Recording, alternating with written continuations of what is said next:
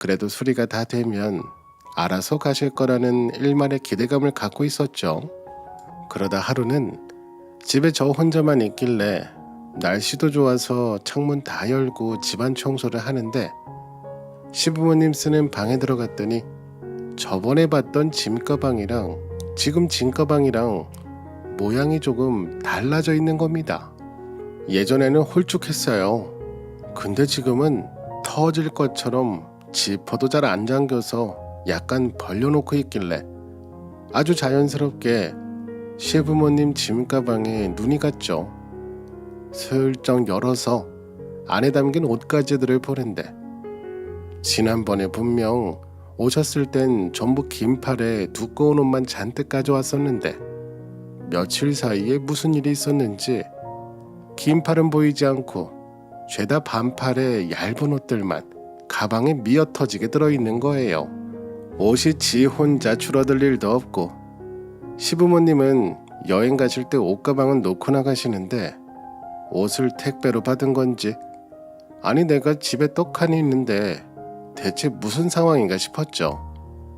그리고는 순간 신우가 주고 간 백화점 상품권이 머릿속에 확 스쳐 지나가면서 속에서 천불이 났습니다. 그날 신우는 소갈비만 가져온 게 아니었어요. 남편하고 둘이 주차장에 왔다 갔다 하더만 그때 시부모님 옷을 바꿔놓고 간 것 같았습니다. 어쩐지 신우가 갑자기 소갈비를 한 보따리 사오고 백화점 상품권을 쥐어주고 가는 게 뭔가 이상했는데 이번에 신우이가 오면서 시부모님 짐을 아예 다 싸들고 내려온 거였어요. 신우이는 지금까지 시부모님을 모셔줘서 고맙다고 한 게 아니라 앞으로도 계속 모실 거니까 그걸 생각해서 잘해줬던 거였어요. 이렇게 되면 2달이 아니라 앞으로 2계절은 더 같이 살지도 모른다는 불안감이 엄습하기 시작했어요. 저는 그날 마침 시부모님도 놀러 나가고 안 계시고 남편도 평소보다 일찍 퇴근해서 단판을 지었어요. 저는 남편한테 시부모님이 수리만 다 되면 가신다고 하지 않았어? 근데 오늘 보니 캐리어에 옷이 가득 담겨 있더라. 이거 처음에 한 약속이랑 다른 거 아니야? 집수리 다 됐는지 빨리 알아봐줘. 라고 화를 꾹꾹 눌러 담으며 이야기했어요. 남편은 제 말에 대답도 잘 못하고 말꼬리를 흐리면서 알겠다고만 했어요.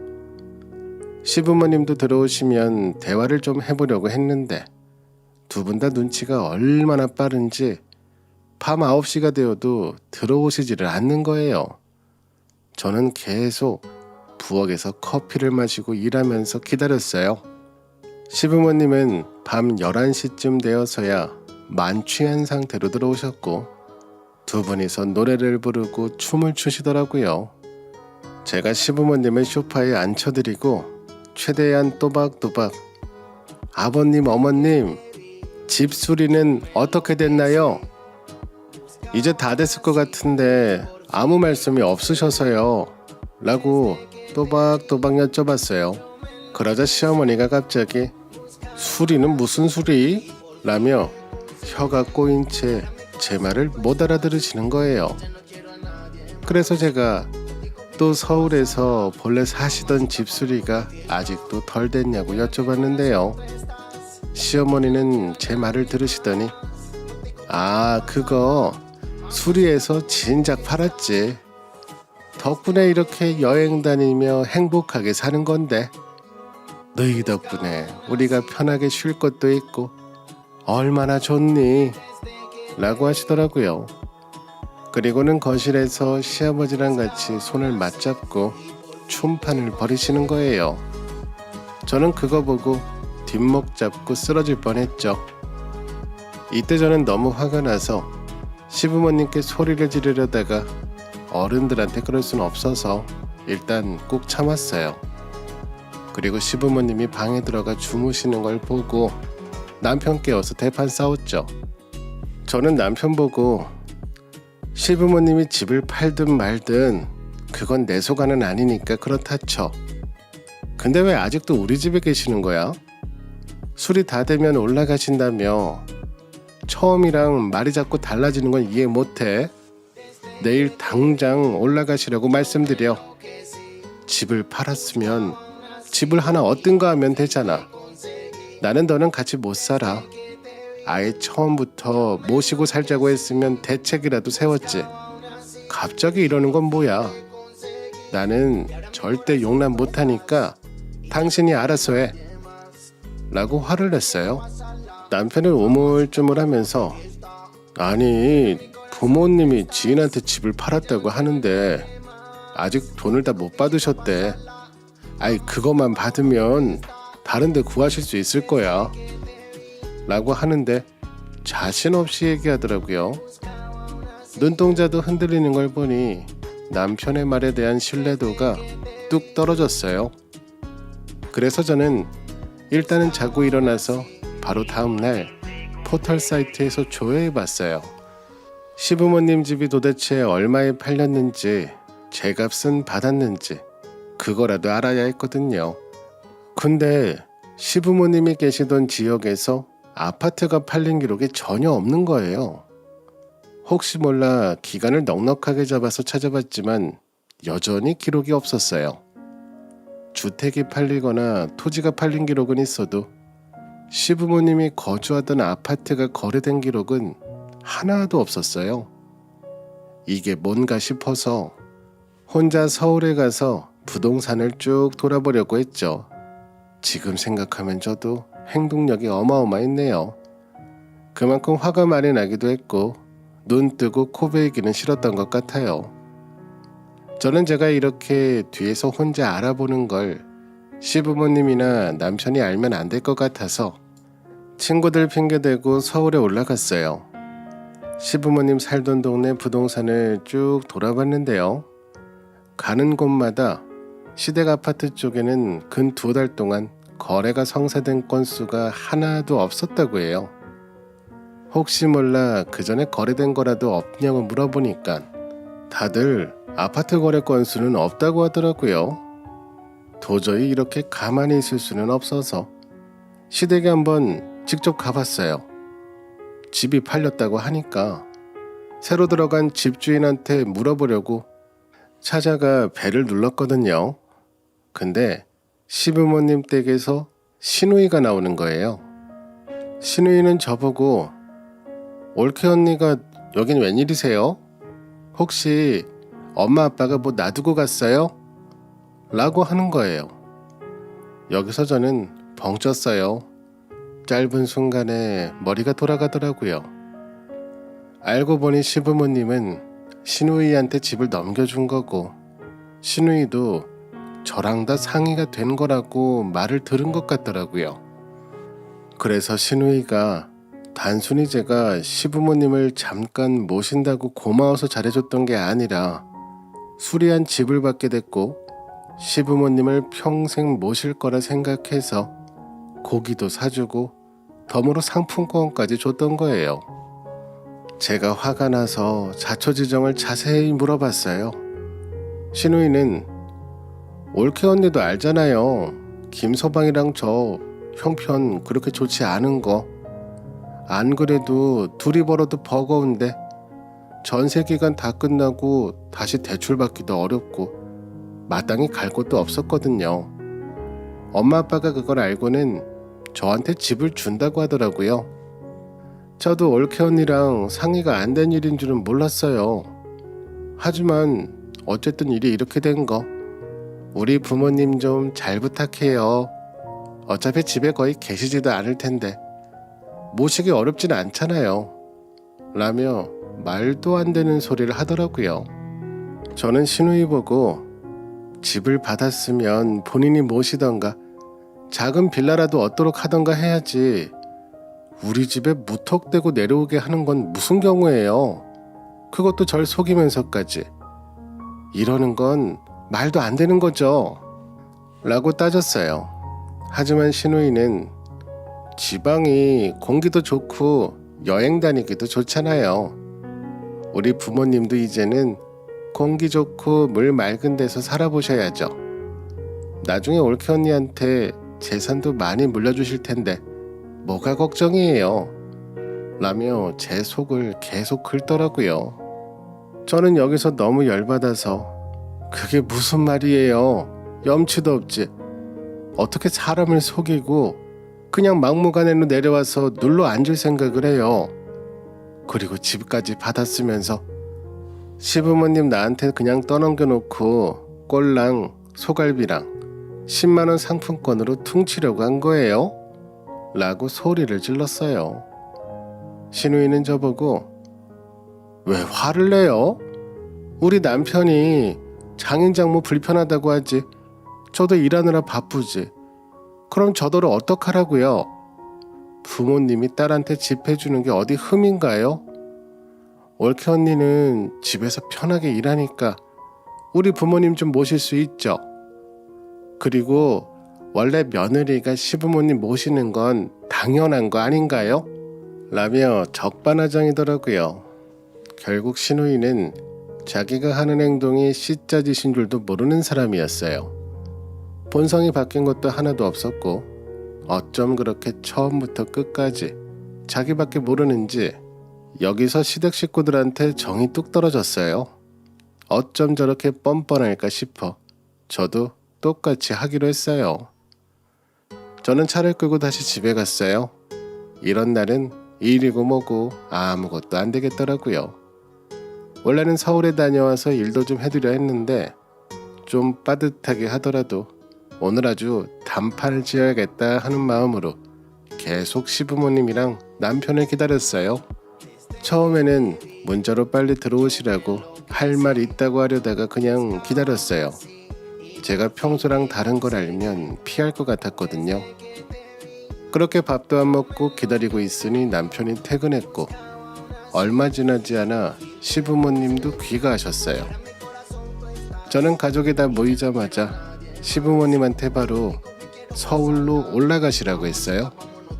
아버님, 어머님, 지금 상황은 충분히 이해하고 알겠지만 이렇게 계속 계시는 건 아닌 것 같아요.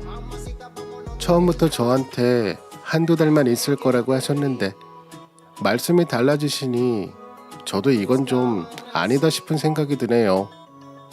저희 친정 부모님도 우리 불편해할까 걱정돼서 반찬도 택배로 보내시고 최대한 여기 안 오시려고 하는데 이제 그만 서울로 다시 올라가셨으면 해요. 라고 딱 부러지게 얘기했어요.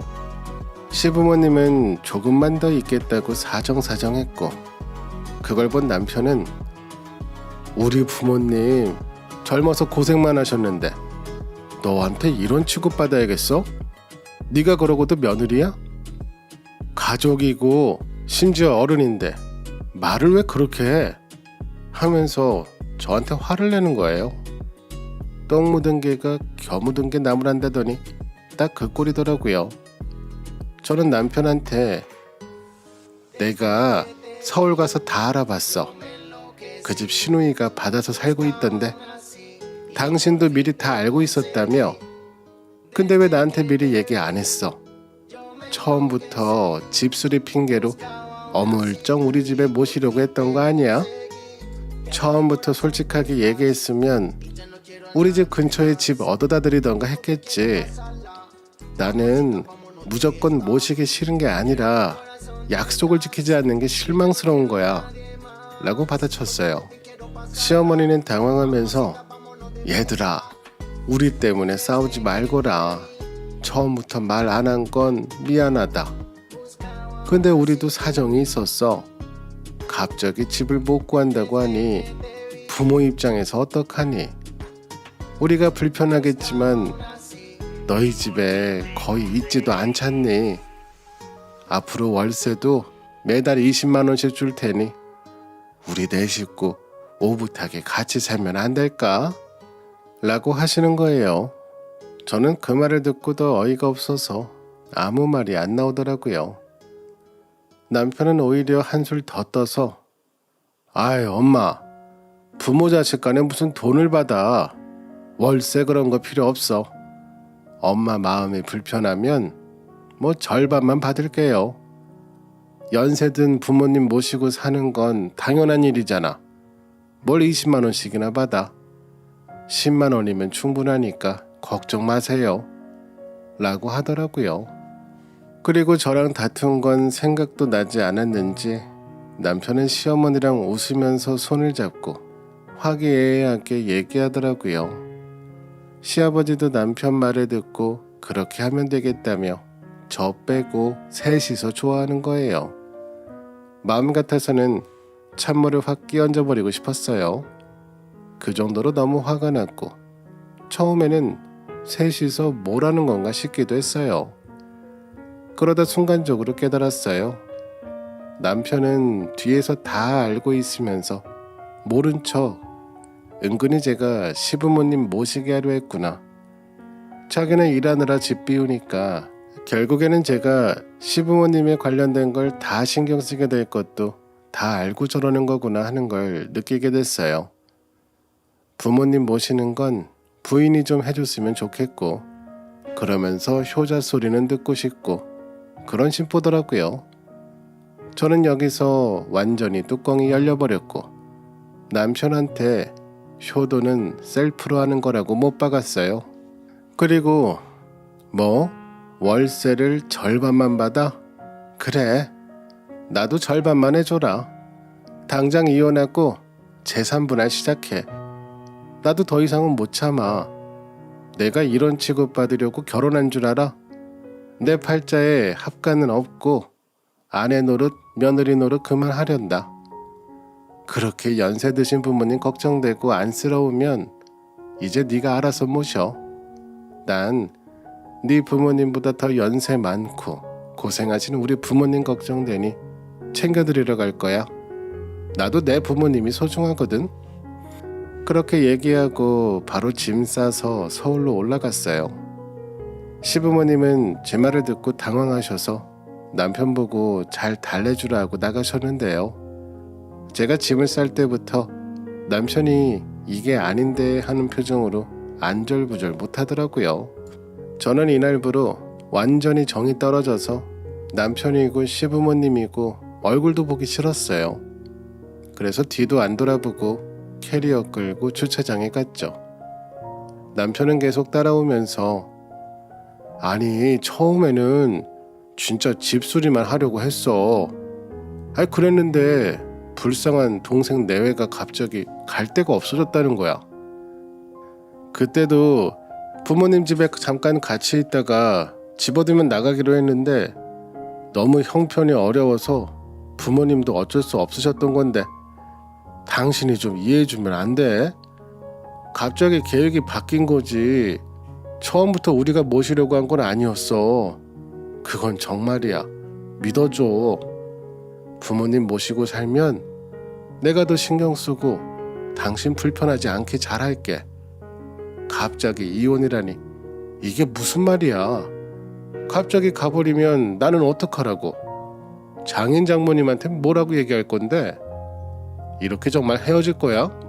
라며 저를 붙잡더라고요. 저는 남편이 뭐라 하든 말든 신경 안 쓰고 차에 짐 싣고 바로 서울로 올라갔어요. 남편이 하는 말에 흔들리기도 했죠. 그래도 사람은 착하고 다정하거든요. 근데 부모님 일이라고 저한테 며느리 도리가 어쩌고 화내는 걸 보니 제가 알던 사람이 맞나 싶었어요. 그리고 저를 잠깐 안심시키려고 하는 거지. 막상 모시고 살면 제가 시부모님을 케어해야 하는 걸 잘 알고 있었어요. 그래서 이건 아니다 싶어 뒤도 안 돌아보고 친정에 가버렸죠. 친정에 가서 자초지정을 이야기하는데 솔직히 부모님이 저를 나무라실 줄 알았거든요. 근데 말없이 다독여주시고 푹 쉬라고만 하셔서 너무 감사했어요. 저는 친구들한테도 제가 겪은 일을 얘기했거든요. 그랬더니 대뜸 변호사를 소개해 주더라고요.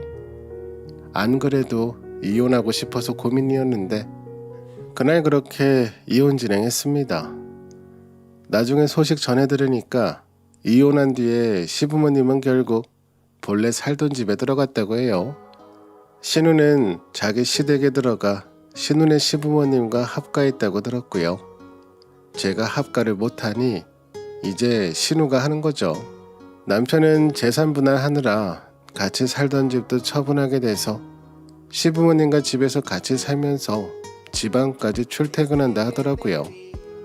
만약 제가 그때 시부모님이 거짓말하는 걸 그냥 받아주고 남편이 하는 말에 마음이 약해져서 어영부영 넘어갔다면 평생 시댁 식구들 하는 대로 끌려다녔을 거예요. 저도 며느리 노릇이 뭔지 잘 알고 있죠. 하지만 아무리 그래도 사람을 속이고 마음대로 하려는 건 아니죠. 어찌됐든 일이 잘 마무리돼서 다행이긴 한데 지나간 시간이 아깝긴 해요. 그러다 보면 자꾸 남편을 만나게 된 것부터가 다 후회하게 되니까 감정 소모가 심할 때도 있어요. 그래도 늦게라도 시댁 식구들 실체를 알고 빨리 손절해서 다행이라고 생각해요. 힘든 시간을 잘 이겨낸 만큼 과거는 묻고 더 당당하게 살아가려고요. 아직도 시댁 식구들에게 억울한 일 당하며 속상해하는 분도 많을 거예요. 터뜨리세요. 일찍 터지는 게 후회가 덜한 것 같네요.